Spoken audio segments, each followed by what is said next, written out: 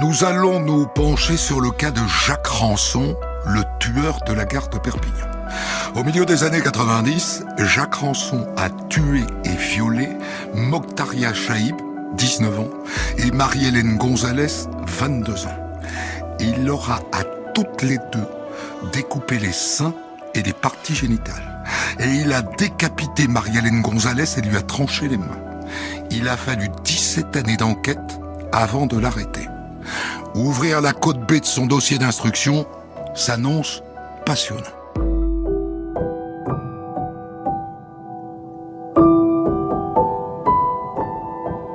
L'experte psychologue Danielle Cany rencontre Jacques Rançon 4 mois après son arrestation en 2014. Il n'est atteint d'aucune maladie mentale et c'est un homme qui cherche à plaire à tout prix, y compris à elle. Alors, avant de rencontrer les personnes, et donc Rançon en particulier, j'ai accès au dossier, dans l'état où il est au moment où ma mission m'est envoyée, au moment où je suis commise. Danielle Cany, experte psychologue. Je n'ai pas identifié de troubles de type psychiatrique, je n'ai pas identifié de déficit intellectuel. C'était quelqu'un qui était parfaitement adapté à la situation d'entretien. Il était incarcéré au centre pénitentiaire de Béziers depuis 4 mois. Et il avait été placé à l'isolement, bien entendu, parce que sinon les autres co-détenus lui auraient fait sa fête. Donc il avait essayé de changer d'aspect pour se dissimuler, s'était poussé la barbe, essayé de ne pas être reconnu comme le psychopathe, le violeur en série qu'il était. C'est quelqu'un qui a un problème narcissique majeur, un problème d'image. Et donc, il était très difficile de se confronter au regard supposé, rejetant et voire haineux d'autrui, compte tenu de ce qu'il avait fait. C'est quelqu'un qui n'est pas stupide. Il avait très bien compris qu'il était haïssable par autrui, étant donné les dégâts qu'il avait faits. Donc, il essayait de se dissimuler au regard d'autrui. C'est comme ça que je l'ai interprété, en tout cas. Côte B4, rapport de l'experte psychologue Danielle Cany. Jacques Rançon a 54 ans. Il se montre suffisamment coopérant, mais ne cherche pas à savoir la motivation de ses passages à l'acte. Il fournit quelques réponses sans le vouloir, entraîné par l'échange, sans que cela n'entraîne pour lui une vraie réflexion sur ce que ses confidences dévoilent de ses fonctionnements psychiques.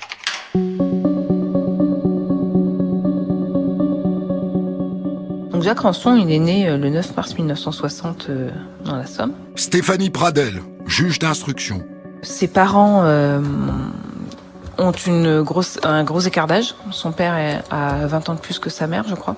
Le père de Jacques Rançon est décrit comme quelqu'un d'alcoolique, de violent. Sa mère est décrite comme quelqu'un qui a des limites intellectuelles. Il est très critique.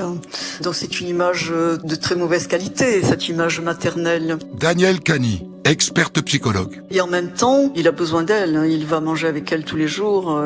Il est malheureux quand il la perd. Donc, qu'est-ce qu'il attend de cette... J'ai parlé... Qu'est-ce qu'il attend? Qu'est-ce qu'il attendait de sa mère? Je pense qu'il attendait de l'amour et une affection qui certainement n'est jamais venue parce qu'elle était en incapacité de se positionner en tant que mère équilibrée, satisfaisante, etc. Et tout ce qu'il me dit d'elle, c'est que c'était une mauvaise image de femme. Et ce qu'il dit aussi, c'est que elle le frappait beaucoup. Elle le frappait beaucoup à coups de martinet. Il me dit, j'ai pris des raclées, je me cachais sous le lit, elle me tirait, elle me donnait des coups de martinet. Donc on est dans un contexte de violence, d'absence d'amour. Jacques Rançon va grandir sans savoir, dans l'ignorance du fait qu'il y a toute une fratrie avant lui. Stéphanie Pradel, juge d'instruction. Plus d'une dizaine d'enfants qui ont tous fait l'objet de placement par l'aide sociale à l'enfance et on ne sait pas pourquoi, lui n'a pas été placé. Donc il va vivre avec ses parents quasiment comme un fils unique. Je crois que c'est à la mort de son père, avec le livret de famille, qu'il va découvrir qu'il y a toute une fratrie. Et il va donc avoir quelques liens avec une de ses sœurs. Et son instituteur qu'on retrouve qui est encore en vie quand on fait cette instruction, va nous raconter que j'ai souvenir d'une anecdote où il y avait un pique-nique qui était organisé à l'école avec les enfants de l'école, et donc chacun amenait un sandwich, et lui il est arrivé avec une botte de cassoulet. Et quand il venait à l'école, il avait des vêtements trop grands, rapiécés.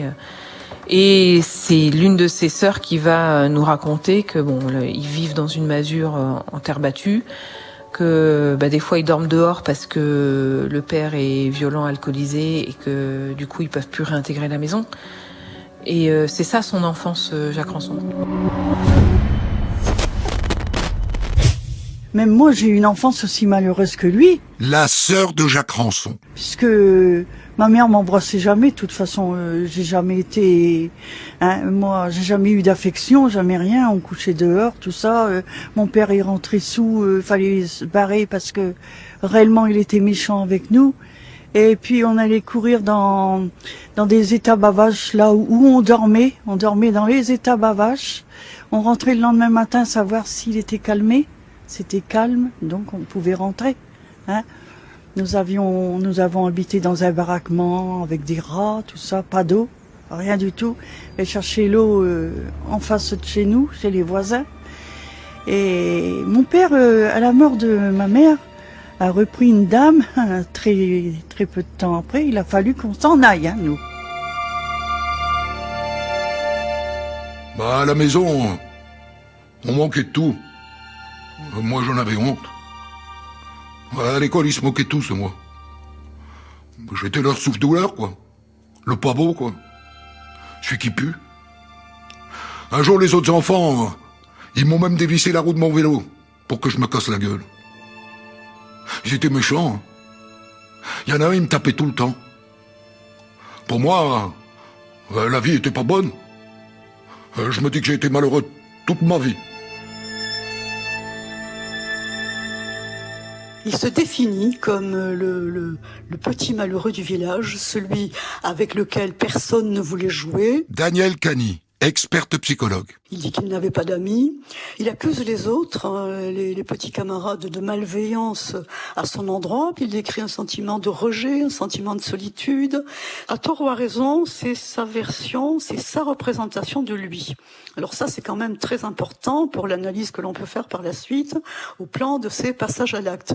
J'ai été le petit malheureux du village, celui dont personne ne voulait, celui qui était rejeté par tous. Et il va, toute sa vie, avoir un ressenti de rejet, de dégradation, de dévalorisation de lui-même qu'il va reporter sur les femmes de la façon que l'on sait. Le corps de la jeune femme gisait dissimulé sous les branchages, la tête et les deux mains tranchées sans que les enquêteurs puissent les retrouver, comme si on avait voulu sciemment éviter toute identification. Dénudé, le cadavre était dans un état de décomposition avancé, la mort remonterait à plusieurs semaines.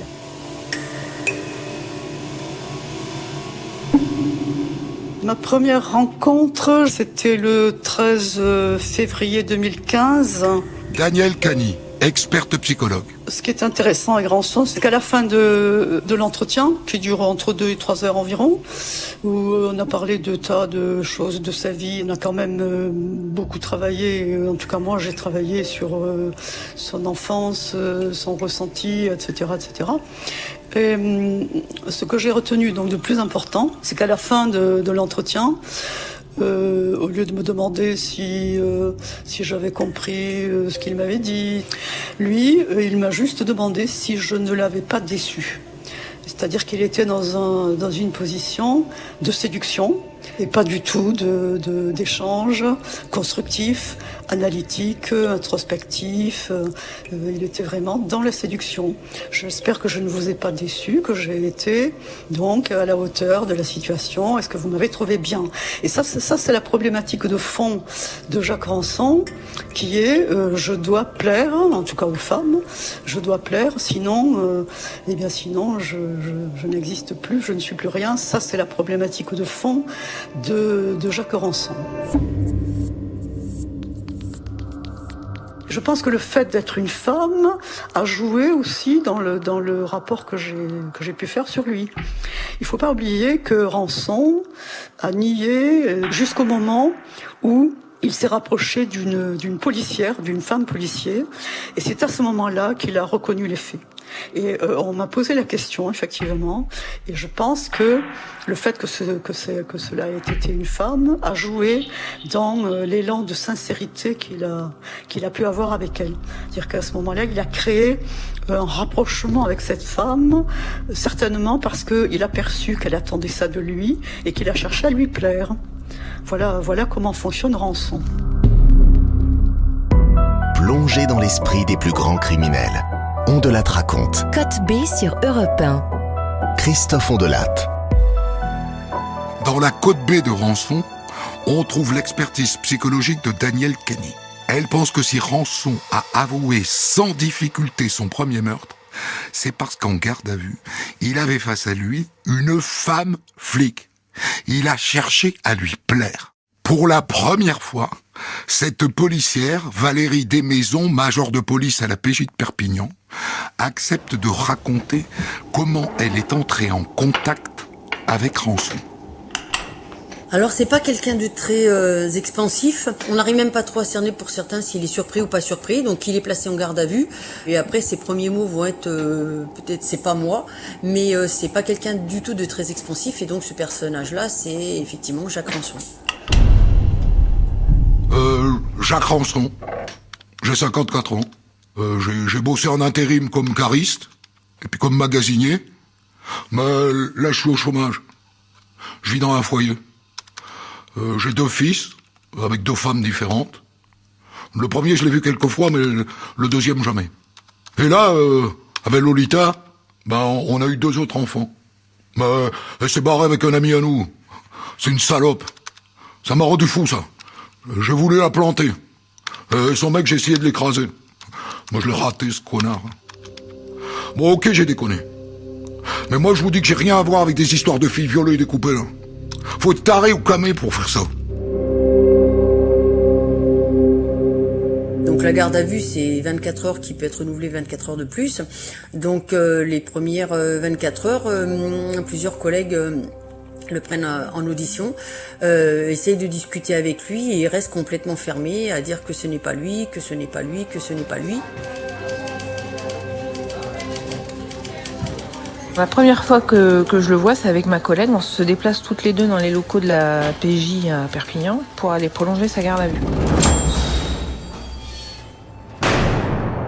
On est dans un bureau, donc effectivement, c'est pas du tout comme dans les films, il n'y a pas de glace sans teint. Stéphanie Pradel, juge d'instruction. On le fait désentraver, il est en face de nous, et on fait sortir les enquêteurs de mémoire. On n'est qu'avec lui dans le bureau. C'est un individu qui est physiquement assez corpulent. Physiquement un peu négligé, une barbe, des cheveux un peu hirsutes, voilà, pas très bien soigné, un individu extrêmement taiseux. Alors en plus c'est difficile, c'est la première fois qu'on le voit, donc il faut qu'on arrive à... Bon, on explique qui on est, pourquoi on est là, est-ce qu'on vient y faire, hein, et on essaye d'entrer en contact avec lui. On n'a jamais élevé la voix, donc ce sont des questions qui sont posées de façon assez douce, parce que on comprend très rapidement que c'est un peu comme une anémone, Jacques Rançon, c'est-à-dire que si à un moment donné vous appuyez trop fort, il va se refermer et puis là c'est terminé. Donc après il faut retourner autour pour à nouveau réussir à l'atteindre et voilà. La violence ou la dureté dans l'interrogatoire était totalement contre-productive et ça on le perçoit tout de suite. On en a l'intuition tout de suite. Les juges d'instruction prolonge la garde à vue de Jacques Rançon de 24 heures. Et compte tenu du pédigré du bonhomme, le patron de la PJ de Perpignan demande à son équipe de ne pas le quitter de l'œil, même entre les interrogatoires, même pendant la nuit. Moi, en fait, je m'y colle la deuxième nuit avec 2 autres de mes collègues pour le garder sur cette période-là, pour qu'il soit pas amené au commissariat et qu'on l'ait clairement à vue. Donc, on le regardait toute la nuit dans sa cellule. Valérie Desmaisons, major de police à la police judiciaire de Perpignan. Moi, je l'avais jamais fait. J'ai 30 ans de police. J'avais jamais fait une garde à vue comme ça. Mais le patron, le directeur, voulait absolument qu'on l'ait à vue. Et puis, à un moment, dans la nuit, Jacques Rançon, qui était encore fumeur à cette époque, demande à aller fumer une cigarette. Donc, on lui accorde parce qu'il y a pas de souci particulier, comme on l'accorde à d'autres. Hein, c'est pas une exception pour Jacques Rançon. Et donc, on se retrouve tous les deux pendant qu'il fume à discuter. Et alors, le ressenti que j'avais concernant cette personne, c'est que je pense qu'il en avait rien à faire des autres, des victimes, des gens, que ça l'intéressait pas. J'avais l'impression qu'il fallait surtout lui parler de lui, que c'était la seule personne qui l'intéressait, et que le reste, parce qu'on avait essayé de lui parler des familles, tout ça, ça l'avait pas du tout touché, que les familles puissent connaître la vérité sur ce qui avait pu se passer, ça l'avait pas touché. Donc moi j'ai pris l'option de lui parler de lui. De lui parler de sa vie, et puis de lui parler, les mots que j'ai employés, je m'en souviens, c'était je pense que vous avez un poids depuis 17 ans sur le dos, une charge qui est lourde à poser, il va peut-être falloir aujourd'hui la poser. Et donc on a discuté un long moment parce que il a fumé plusieurs cigarettes, parce que après même pour lui le temps était long. Et au fur et à mesure qu'on parlait de lui, il était en face de moi et je voyais ses épaules se baisser, sa tête se baisser. Et à partir de ce moment-là, je me suis dit mais c'est bon quoi, c'est ça, c'est ça.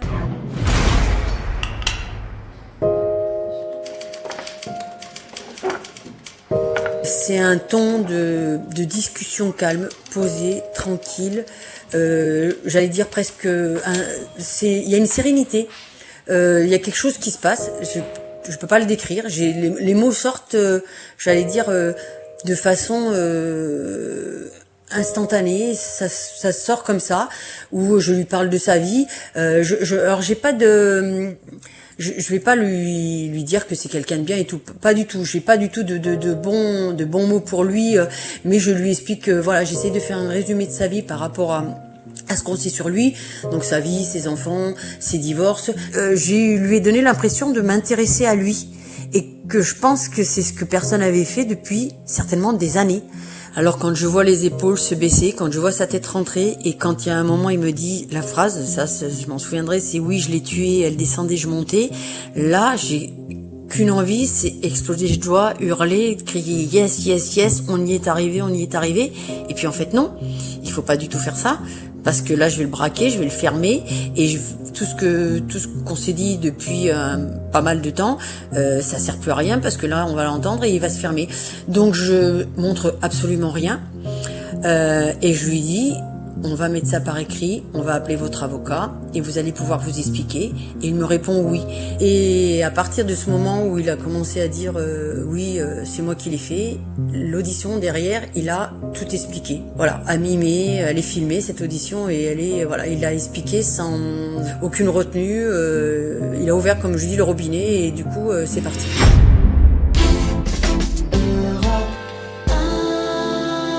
Entre 1995 et 1998, ce sont 3 jeunes femmes, toutes 3 brunes, qui ont soit disparu, soit été retrouvées atrocement mutilées à Perpignan. Une affaire qui a traumatisé toute une ville et qui ressurgit aujourd'hui à la faveur de l'arrestation hier d'un homme de 54 ans. Un homme, Noémie Schulz, qui a été identifié grâce à de nouvelles analyses ADN, aujourd'hui bien plus poussées. Ah oui, absolument. Au moment des disparitions, les analyses génétiques n'existaient pas. Mais depuis, les techniques ont énormément évolué. Elles sont très précises et permettent de retrouver des traces infimes d'ADN. Une avancée que les familles des disparus ont toujours espérée, comme l'explique leur avocat, maître Nicolo. On a toujours compté d'abord sur l'évolution de la science et on s'est dit que peut-être un jour il y aurait un déclic. Peut-être parce que on a continué à se battre, à demander des investigations, à motiver les juges d'instruction et la PJ aussi. Je pense qu'on était convaincus que ça aboutirait et aujourd'hui on est sur la voie d'aboutir au moins pour un meurtre. On de la raconte. Côte B sur Europe 1. Après avoir avoué le meurtre de Mokhtaria Chaïb, 19 ans, Jacques Rançon confesse celui de Marie-Hélène Gonzalez, 22 ans. Il l'a éviscéré, décapité, et il lui a tranché les mains. Face à la juge d'instruction, Jacques Rançon se souvient parfaitement de ses crimes.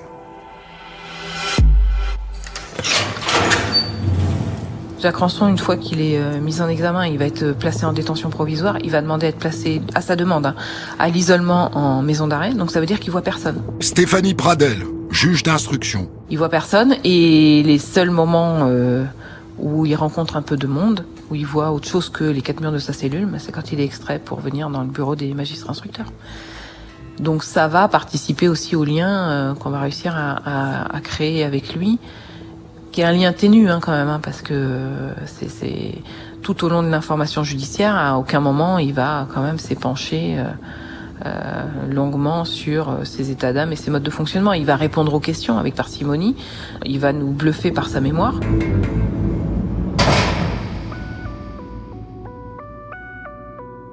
C'est quelqu'un qui va être en capacité de vous fournir des détails très précis sur les faits. Il y a un certain nombre de détails qu'il nous donne. S'il nous le donne pas, on l'aurait jamais su.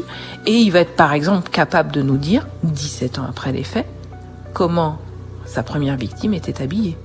Il va être capable de nous dire très précisément la couleur du vêtement, de son blouson, voilà. Il va nous donner très précisément sa tenue vestimentaire. Donc, l'hypothèse qui a été formée et qui restera qu'une hypothèse, je pense qu'il y a eu des ruminations.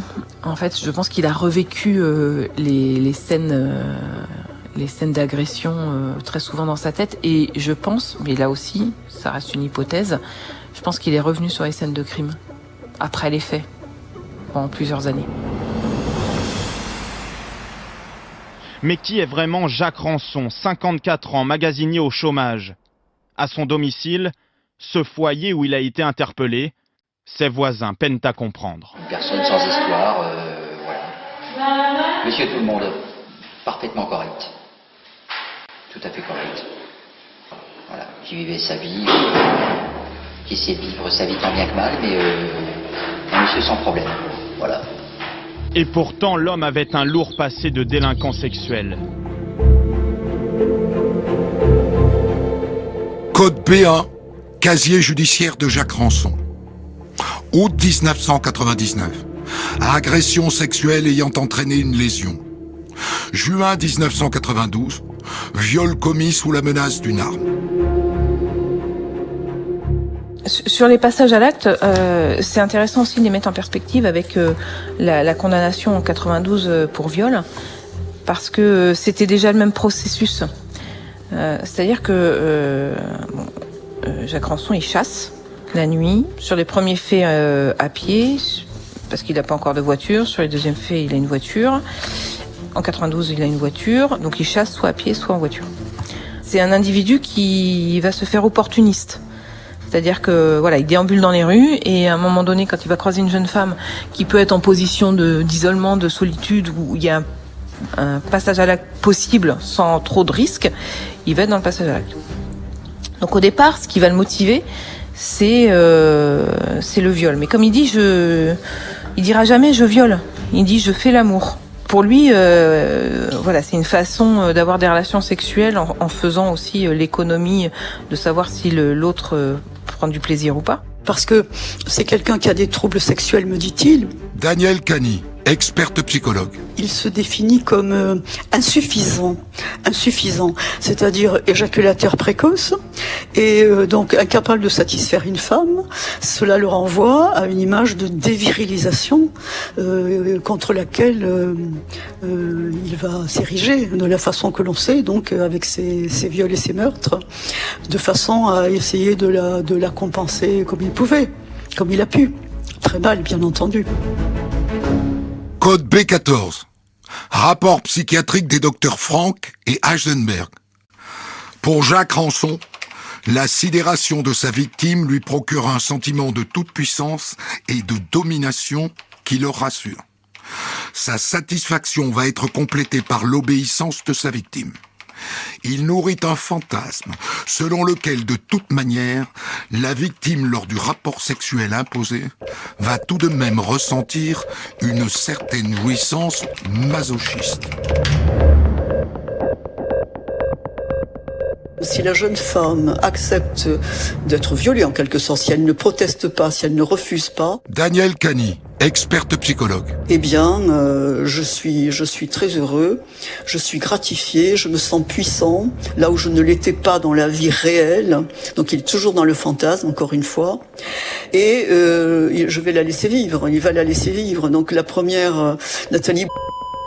Il viole Nathalie, il ne peut pas protester. Bon, elle a peur, évidemment, elle ne bouge pas. Il va réussir à la violer et il va partir en lui volant son sac à main. Et elle va porter plainte. Il imagine, c'est quand même un cas assez incroyable, il imagine qu'elle porte plainte pour le vol du sac et pas pour le viol.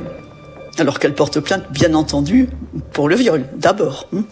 C'est une éventualité qui ne traverse pas son esprit.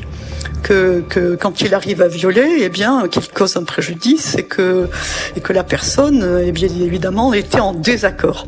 Il est dans un fantasme de reconstruction de soi, de compensation de son image, qui consiste à parvenir à avoir une relation sexuelle avec une femme, quelles que soient les conditions. Ce sont des relations imposées, mais il y parvient et dans ces conditions, eh bien, il est rehaussé dans son image. Il devient puissant, il devient beau.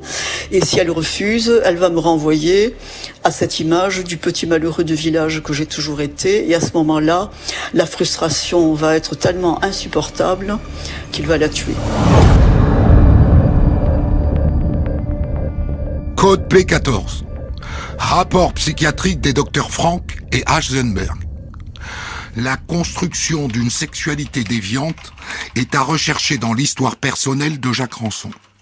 Son père lui a donné une image d'un homme dominateur vis-à-vis d'une femme qui devait être soumise par la violence. Son père est décrit comme un homme violent, violent vis-à-vis de sa femme, je pense aussi violent vis-à-vis de Jacques Ranson. Stéphanie Pradel, juge d'instruction. À la faveur aussi de ses alcoolisations.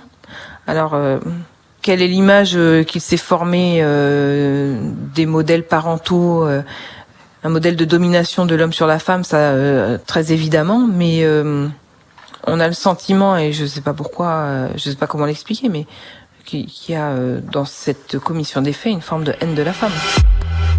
L'experte psychologue Danielle Cani identifie la première agression sexuelle commise par Jacques Ranson. La première agression sexuelle a été à l'âge de 12 ans sur une petite camarade de classe. Danielle Cani, experte psychologue. Qu'il a essayé d'étrangler parce qu'elle s'était opposée à son entreprise. Donc on retrouve le Ranson plus âgé, on le retrouve déjà dans cette, cet acte fondateur de tous ces passages à l'acte à venir. Donc Ranson est quelqu'un qui porte en lui cette problématique très perverse et avec cette dimension d'agression sexuelle et de violence sexuelle et de désir qu'on impose à l'autre. Il porte cette problématique en lui depuis très longtemps. Alors on peut se prendre à imaginer que s'il avait été fortement réprimé, puni, sanctionné à ce moment-là, peut-être que les choses auraient changé. Ça, c'est une supposition. Mais justement, ça n'a pas été le cas. Ça a été banalisé, ce premier acte a été banalisé. Alors, il y a eu certainement un sentiment d'impunité qui n'a rien arrangé, c'est le moins qu'on puisse dire, dans la façon de faire de Jacques Ranson par la suite. On découvre quand même qu'à partir du moment où il va être sexuellement actif, il va être agresseur sexuel. Stéphanie Pradel, juge d'instruction. Et que la première agression qu'on a réussi à retrouver dans sa chronologie, il a 16 ans. C'est quand même assez intéressant, c'est qu'on retrouve dans cette première agression qu'il commet quand il a 16 ans, en germe, les actes qu'il va commettre après sur les victimes de notre dossier. Donc Jacques Ranson a à peu près 16 ans et il y a une jeune fille du village qui, pour aller à l'école, je crois, doit traverser un bois et avec un ami à lui, il va l'attendre. Donc il a déjà repéré qu'elle passait là régulièrement. Donc il y a l'idée de chasse déjà. Donc il se cache en attendant qu'elle arrive et donc elle arrive et il va tenter de l'agresser sexuellement et lui porter la main au cou sur une tentative de strangulation. Donc on retrouve la chasse, le guet-apens, j'attends ma victime, évidemment la connotation sexuelle, et la strangulation, c'est-à-dire en germe quand même l'intention homicide. La jeune fille va se libérer, elle va en parler à son père qui va débarquer chez les Rançon peut-être le soir même. Jacques Rançon va prendre une rouste et ça va s'arrêter là et ça sera jamais judiciarisé. Code B6. Rapport de l'experte psychologue Danielle Cany. Jacques Rançon tue sans état d'âme. Après ces crimes, il n'est pas sidéré ou consterné par ce qu'il a fait. Il efface méthodiquement les traces, puis n'y pense plus, et il oublie. La dimension de culpabilité n'est pas intégrée. Je leur ai fait du mal. Mais moi aussi, je me suis fait du mal. J'ai été en prison. Je leur ai fait du mal, mais pas plus. C'est quand même un psychopathe, Rançon, ça il faut bien le comprendre. Danielle Cany, experte psychologue. Que ce soit clair, le psychopathe n'a aucune empathie. C'est quelqu'un qui n'est pas en lien avec l'autre. Il n'est en lien qu'avec lui-même et sa propre satisfaction, son propre besoin à satisfaire. C'est ça, on est dans une dimension d'égocentrisme très fort. Le psychopathe, c'est celui qui va agir sur une impulsion qu'il ne peut pas réfréner et qui renvoie à une frustration. Là, en l'occurrence, la frustration identitaire narcissique sexuelle, c'est l'analyse que j'ai faite. Donc, le psychopathe n'est pas du tout dans une dimension d'empathie. Le psychopathe n'est pas, en tout cas chez Rançon, c'était comme ça, il n'est pas dans une relation d'échange du tout. Il est dans une relation de satisfaire ce dont il a besoin, lui, pour se sentir fort, puissant, aimé, beau, etc. Mais il n'est pas du tout dans une relation d'échange. Tout ce qu'il veut, c'est parvenir à, comme il le dit, faire l'amour à ses femmes, et s'il n'y parvient pas, il tue sans aucun état d'âme, sans aucune conscience et sans aucune culpabilité. Bien après tout ça, il peut dire oui, bon, effectivement, j'ai fait du mal, mais j'ai pas fait tellement de mal que ça. Moi aussi, je me suis fait du mal. Moi aussi, je suis quelqu'un de malheureux. Enfin, c'est quand même incroyable de mettre sur le même plan des femmes à qui on a causé un préjudice pareil, et sans parler de la famille et le propre malheur qui est le sien. Voilà. Donc il n'y a pas de place pour l'autre dans la dimension relationnelle de Jacques Rançon. Voilà, ça c'est clair. On de la raconte. Côte B sur Europe 1. Dans la Code B du dossier d'instruction de Jacques Rançon, on retrouve le rapport de l'experte psychologue Danielle Cany. Elle a tenté de comprendre pourquoi il avait mutilé les cadavres de ses victimes, pourquoi il avait découpé leurs seins et leurs parties génitales, et pourquoi il avait décapité et tranché les mains de Marie-Hélène Gonzalez. Pourquoi tant de monstruosité ?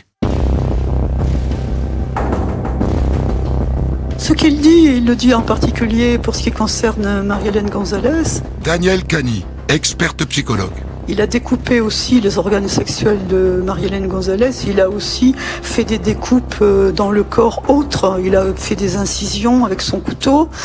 Il dit, lui, qu'il a, excusez-moi, c'est extrêmement choquant ce que je vais dire, mais c'est lui qui parle, qu'il a ouvert en quelque sorte un peu le corps pour qu'il pourrisse plus vite. C'est comme ça qu'il le dit, pour que le corps pourrisse plus vite. Voilà, et qu'on ne le découvre pas assez vite. Moi, quand j'ai rencontré Monsieur Rançon la première fois en détention à Perpignan, spontanément, j'ai regardé ses mains. Maître Brivet-Gallo, avocate de Jacques Rançon. J'ai regardé ses mains parce que je me suis dit, finalement, ses mains, elles ont été... il les a utilisées pour travailler, il les a utilisées pour élever ses enfants, pour manger, pour vivre, et il les a, comme tout un chacun, finalement, des actes très, très communs de la vie quotidienne. Et il les a utilisés aussi pour découper des corps humains. Et pendant l'espace de quelques instants, je me suis non pas posé des questions, mais en tout cas ça m'a troublé.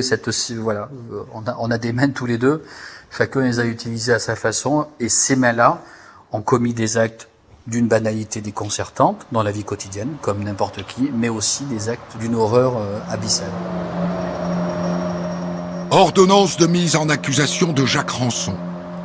Jacques Rançon déclare n'avoir ressenti aucune excitation à procéder aux mutilations. Cela ne lui a provoqué aucun plaisir. Il cherchait à éliminer ses empreintes, laissés sur le cadavre. Ce qu'il a fait n'a pas de sens. Voilà. Il n'y a pas de sens à chercher à ce qu'il a fait. C'est un acte brutal, sans rationalité, avec une volonté pour sa part strictement utilitaire. Ce n'est certainement pas suffisant pour les familles, ni pour le public qui entend cela, mais c'est peut-être cela, et cela confirme cette notion très forte de banalité du mal. C'est-à-dire que effectivement, il n'y a pas à chercher l'extraordinaire ou l'incroyable dans la commission de certains actes négatifs. Ça n'a pas de sens. Je pense que c'était en fait pour lui une porte de sortie. Stéphanie Pradel, juge d'instruction. Pour dire, parce que le cœur de ce dossier, c'est évidemment les découpes des victimes, hein, et c'était une porte de sortie plus confortable pour ne pas passer pour un monstre, en disant mais je n'ai pas fait ça par plaisir sadique, je l'ai fait par nécessité judiciaire pour qu'il n'y ait pas de preuve de mon ADN sur les victimes. C'est une explication à mon sens de confort qui résiste pas d'ailleurs à l'interrogatoire, parce que je me souviens encore lui avoir posé moi-même la question sur sa deuxième victime en disant mais vous l'avez touché à tel endroit, oui, et puis à tel endroit, et ce sont des endroits qui n'ont pas fait l'objet de découpe. Donc ça veut dire que l'explication utilitaire, elle tombait. Donc je pense qu'il y a quand même une forme de plaisir, d'appropriation et un ressort psychologique dans les découpes qui sont réalisées sur les victimes.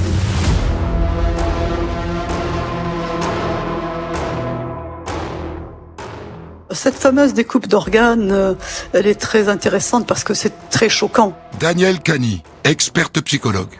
Quand il a tué Mokhtar Chaïb, il l'a tué avec son couteau, le couteau avec lequel il l'avait menacée parce qu'elle s'est refusée. Elle s'est refusée. Il a tué de façon extrêmement brutale. C'est comme ça qu'il décrit son acte, d'accord. Dans le moment d'échange avec lui, quand je l'ai rencontré, c'est un acte extrêmement brutal. Il ne réfléchit pas. Elle le rejette, il tue.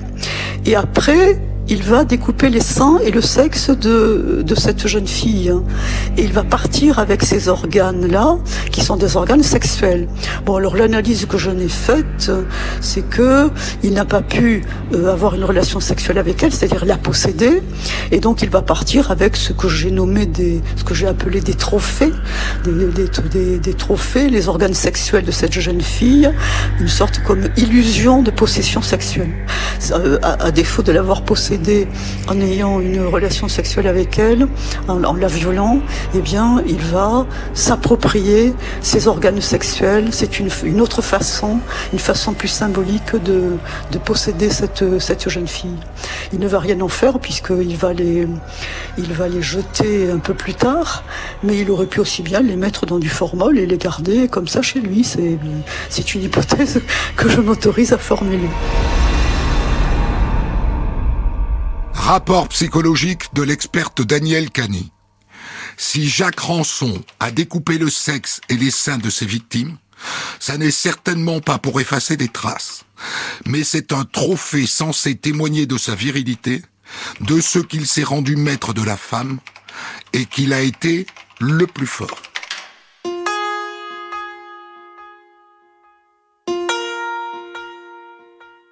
Un an et demi après l'arrestation de Jacques Rançon, la juge d'instruction organise une reconstitution pour tenter de comprendre comment Rançon a tué Marie-Hélène Gonzalez. Et il se souvient de tout. Et alors, ce qui est intéressant chez Jacques Rançon, c'est, je sais pas pourquoi, mais il a une passion pour les voitures. Stéphanie Pradel, juge d'instruction. Et donc, il est très attentif au modèle de véhicule, etc. Et c'est pour ça qu'il avait pu nous décrire avec précision le véhicule qu'il utilisait à l'époque des faits. Et on retrouve le même modèle. Exactement le même modèle. Donc, on commence la reconstitution, on l'a fait en nocturne. Donc, c'est vrai que le fait que ça soit en nocturne, ça rajoute un petit peu à l'ambiance, hein. Donc évidemment, il y a les enquêteurs, il y a les avocats, il y a du monde, une médecin légiste qui est présent. Et donc le premier travail, c'est de remettre le véhicule à peu près à l'endroit où il était 18 ans plus tôt. Comme je vous le disais, il a très très bonne mémoire, Monsieur Rançon, donc il va m'expliquer exactement où faut remettre le véhicule, dans quel sens, etc. Et commence la reconstitution, et immédiatement, il rentre dans le véhicule, et il trouve instinctivement, mais parce qu'il connaissait très bien cette voiture ce modèle de véhicule qu'il avait conduit pendant des années, mais des années auparavant, et immédiatement et de façon machinale, il va se saisir de la poignée qui permet de mettre le véhicule en position couchette. Et là, ce petit véhicule où on se demandait comment il avait pu violer sa victime dans ce petit véhicule, parce qu'il est lui aussi très corpulent, eh ben, après cette manipulation, on a tout compris. Et je vais lui demander de refaire les gestes, de nous expliquer ce qui s'est passé. Donc il y a quelqu'un qui joue le rôle de la victime. Et il y a des moments sur cette reconstitution où vous voyez que le regard change. Il y a un voile qui passe, il a plus du tout le même regard. Et il a je pense, c'est le regard qu'a dû voir la victime au moment des faits. Et on voit qu'il revit le truc. On est en 2015.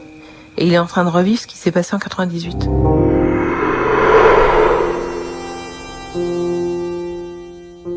Il est capable de nous dire, bon ben voilà, elle a fait tel geste, elle s'est mise dans telle position. Moi j'ai pris le fil, parce qu'en fait il va l'étrangler avec un fil électrique qui était dans son vide-poche. Donc voilà, j'ai pris le fil électrique. Et de nous donner des détails. Elle fait pipi sur le siège au moment où je l'étrangle, etc. Enfin, la question lui est posée d'ailleurs, à votre avis, pourquoi elle fait pipi sur le siège? Alors, il y a une explication aussi qui peut être technique et physique, hein, c'est l'ouverture des sphincters par la strangulation. Il va nous dire, je pense que c'est parce qu'elle a vu la mort arriver.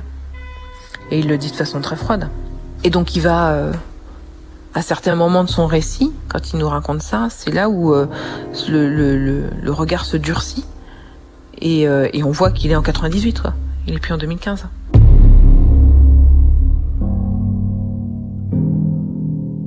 Après, il va nous expliquer, une fois que sa victime est décédée, comment il sort le corps, parce que Marie-Hélène a été notamment décapitée, et il va expliquer qu'il utilise un petit opinel, ce qui explique d'ailleurs les constatations médico-légales.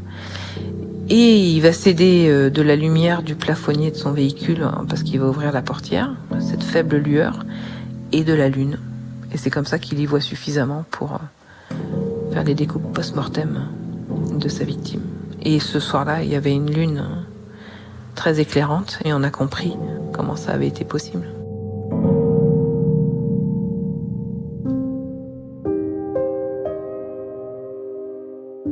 Moi, l'album photo du second homicide, c'est difficilement soutenable quand même, hein. La scène de crime, moi j'ai fait beaucoup de scènes de crime, hein, c'est difficile à regarder. Et vous voyez, on a élucidé en 2014, on est encore en 2022 en train d'en parler. Et j'ai quand même des souvenirs assez précis de ce dossier. En plus, ce sont des faits qui sont encore une fois hors normes, qui sont... Donc il y a des images qui restent, il y a des... Oui, on se le trimballe. Et je pense que je vais me le trimballer encore longtemps. Devant la cour d'assises de Perpignan, sans surprise, Jacques Rançon écope de la réclusion criminelle à perpétuité. Après son procès, il est rattrapé par une autre affaire. Un cold case vieux de 30 ans. Le viol et le meurtre d'Isabelle Ménage, près d'Amiens, dans sa région natale. La jeune femme avait subi les mêmes mutilations. Le tueur de la gare avouera ce crime, et puis se rétractera. Et une fois encore, il sera condamné à la réclusion criminelle à perpétuité.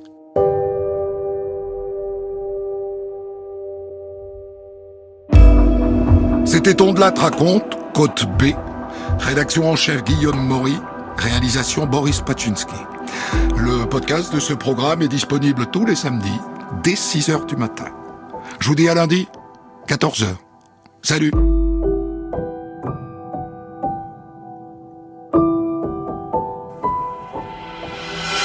Les plus grands criminels, vus de l'intérieur, On de la raconte. Côte B. Christophe Ondelat sur Europe 1.